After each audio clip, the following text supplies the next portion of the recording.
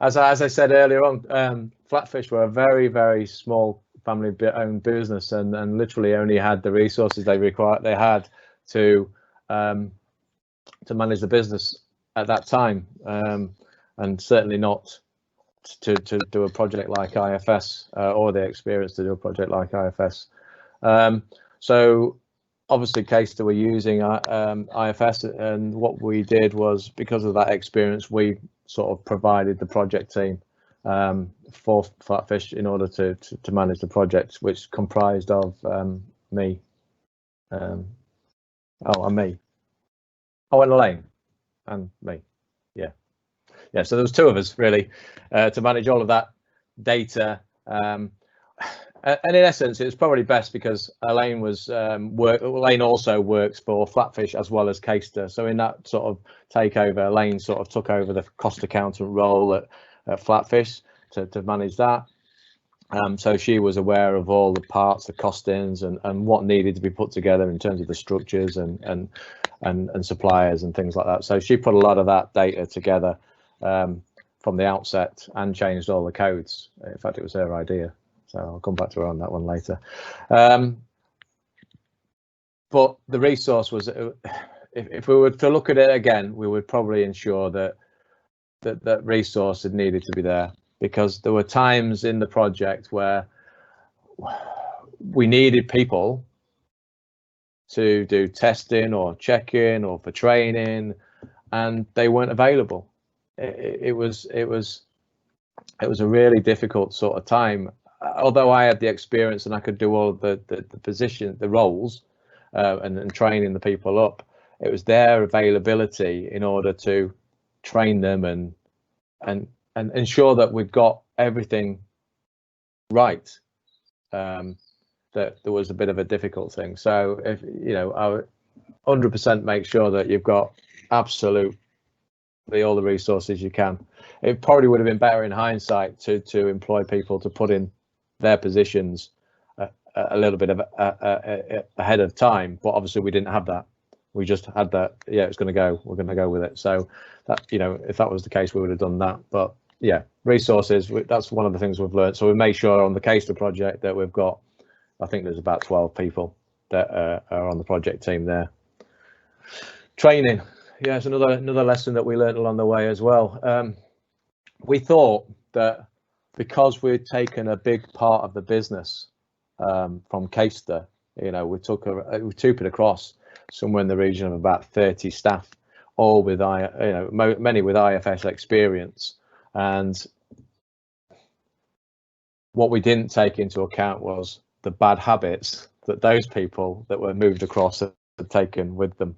So yeah, so in terms of consistency of training, it would be better to make sure that everybody is trained in the same way, and then probably to have a super user, if you like, that trains that roll out to other users. So you're getting the consistency in that training, because what we found was that the people from Caistor probably learned a shortcut. So I taught the guys from Flatfish the way it should be done, and then there was things happening in the background from the Caistor people who knew how to use IFS, and then obviously just brought across their habits with it. So that's another lesson that we learned really along the way. Next slide, please. Yeah.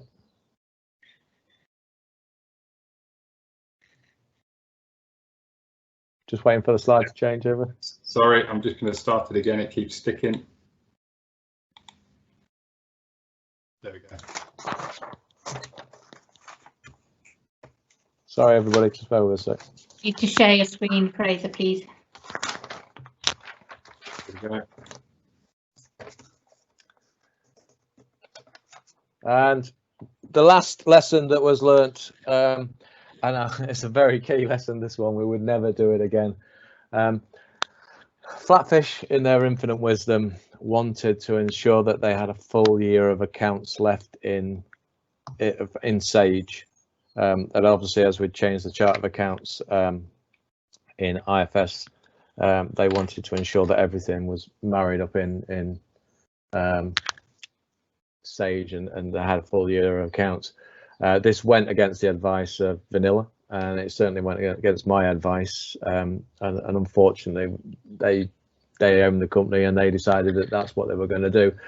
And the simple truth of the matter is that because the two systems worked totally different, it was very difficult to try and manage that. And again, the resources, they didn't have the people to do the job twice.